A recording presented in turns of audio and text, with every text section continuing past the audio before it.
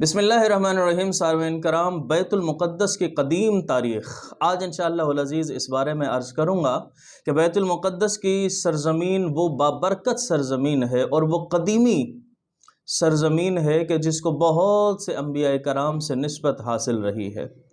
سب سے پہلے حضرت ابراہیم خلیل اللہ ہجرت کر کے اس سرزمین پر تشریف لے کر آئے اور اسے شرف بخشا اور اسے اپنا ٹھکانہ بنایا۔ پھر اس کے بعد آپ کے صاحبزادے حضرت یعقوب علیہ السلام کی یادیں بھی اسی سرزمین سے، اسی شہر سے بہت زیادہ وابستہ ہیں۔ اور پھر جب اللہ تبارک و تعالی نے فرعون کو ہلاک فرمایا، حضرت موسیٰ علیہ السلام اور ان کی قوم کو وہاں سے نجات دلائی، اس کے عذاب سے، اس کے ظلم سے، تو حضرت سیدنا موسیٰ کلیم اللہ نے بنو اسرائیل کو جہاد کے ذریعے بیت المقدس اور اس کے ارد گرد کے علاقوں میں داخلے کا حکم دیا، مگر وہ سرکش قوم تھی، نافرمان قوم تھی، انہوں نے نافرمانی کی اور اللہ تبارک و تعالی نے انہیں سزا دی۔ پھر اس کے بعد حضرت سیدنا داؤد علیہ السلام، حضرت سیدنا داؤد علیہ السلام اللہ کے نبی بھی تھے اور بادشاہ بھی تھے۔ اللہ تعالیٰ نے آپ کو جب حکومت عطا فرمائی تو آپ نے اپنی حکومت کے لیے دارالحکومت کا جو شہر کا انتخاب کیا، وہ بھی یہی شہر بیت المقدس ہی بنایا۔ اور پھر آپ کے بعد آپ کے نور نظر، آپ کے صاحبزادے حضرت سیدنا سلیمان علیہ السلام کے دور میں بھی یہی بیت المقدس، یہی شہر دارالحکومت رہا۔ اور پھر آپ نے ہی مسجد اقصیٰ کی تعمیر کو کرایا۔ اور حضرت سلیمان علیہ السلام جب اس دنیا سے رخصت ہوئے، آپ کا جب وصال مبارک ہوا، تو یہی شہر آپ کا مدفن بھی بنا۔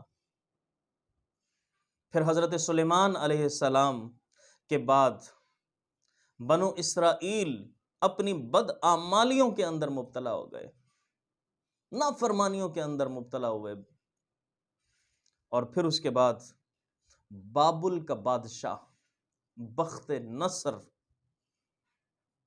وہ ان پر مسلط ہوا اور بیت المقدس پر قابض ہو گیا، اور پھر بخت نصر نے وہاں تباہی مچا دی۔ پھر دوران قبضہ انبیاء کرام کے مبارک تبرکات والا تابوت، جسے تابوت سکینہ کہا جاتا ہے، وہ غائب ہوا۔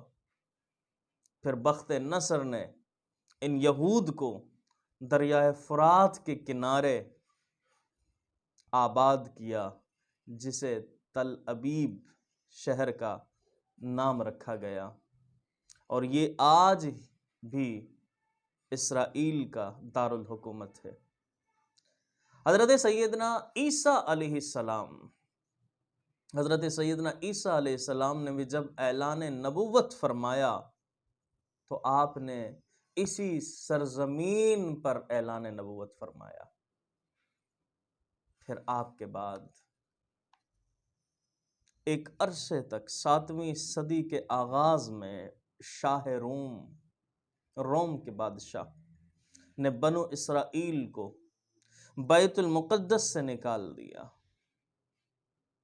شاہ روم نے بیت المقدس سے ان کو نکال دیا، اور ایک عرصہ تک ایران اور روم کے درمیان بیت المقدس پر حکومت کے لیے جنگ جاری رہی۔ اسی دوران نبی کریم صلی اللہ تعالی علیہ وسلم نے اعلان نبوت فرمایا، اور پھر اللہ تبارک و تعالی نے قرآن میں غیبی خبر عطا فرمائی اپنے نبی کو کہ اے نبی، روم غالب آئیں گے، روم غالب آئیں گے۔ الف لام میم غلبت الروم، روم غالب آئیں گے۔ اور پھر وقت نے دیکھا کہ جو خبر قرآن میں اللہ تبارک و تعالی نے عطا فرمائی تھی اپنے محبوب کو، پھر ایسا ہی ہوا اور روم غالب آیا۔